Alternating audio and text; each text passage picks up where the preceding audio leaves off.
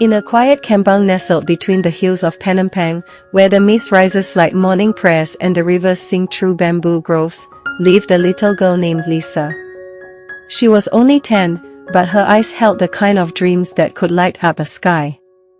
Every evening, she would sit on the old wooden bench beside her grandfather, a retired school teacher with a voice like warm rain. They would watch the sunset melt behind the paddy fields, the sky turning gold, pink, and blue, colors Lisa thought only Sabah could paint. "Apa kamu fikir, Lisa?" Grandpa would ask. "I dream of Sabah in the future, Aki," she would reply, her voice soft but steady. "A Sabah that is clean, green, and full of laughter." One night, as the stars blanketed the sky and the cicadas sang their lullaby, Lisa drifted into a deep sleep. And in that sleep, she dreamt. She was standing on the same hill, but something had changed. Sabah was blooming. The roads were smooth and shaded by rows of flowering trees. The rivers ran clear, filled with fish again. People smiled at one another, greeting each other in Kodesan, Dusun, Bajo, Murat, Rangas, Chinese and Malay, no longer strangers, but family. Schools were filled with eager children, and the walls were painted with scenes from Sabah's rich history, the Sumaso, the paddy harvest, Mount Kinabalu, and the deep blue sea. Lisa walked into one of them and saw her own face in a textbook titled Sejarah Anak Sabah. She gasped. In this dream, she had grown up to become a teacher. Outside the school, a light rail train hummed quietly by, connecting the villages to the city. In the city, tall buildings rose beside preserved heritage houses, each one protected, respected, and alive with cultural spirit.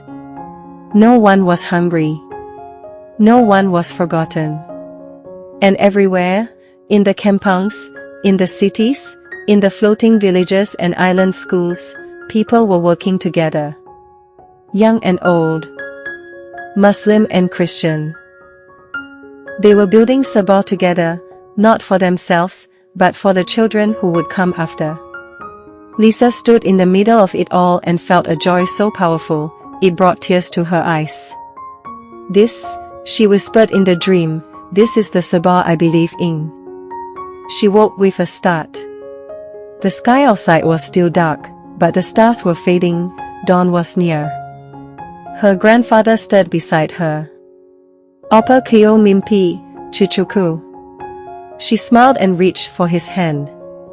"Oki, I saw the future. And it was beautiful." He chuckled, not asking for more. For in her voice, he heard what every old heart hopes to hear, that the young ones are dreaming, and dreaming big. From that day on, Lisa began to draw what she saw, on scraps of paper, on her school notebooks, even on the walls of their home. She drew forests, clean rivers, smiling faces, flying trains, floating libraries, schools on stilts, and children planting trees. And as her drawing spread across her school and kampung, others began to draw too.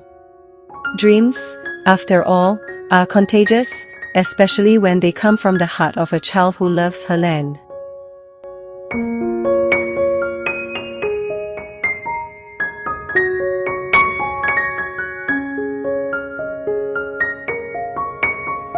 This is Lisa's dream, but it could be ours too. For Sabah will become what we build with our hands, shape with our choices, and carry in our hearts. Untuk masa depan anak-anak Sabah, let us dream together, and make it real.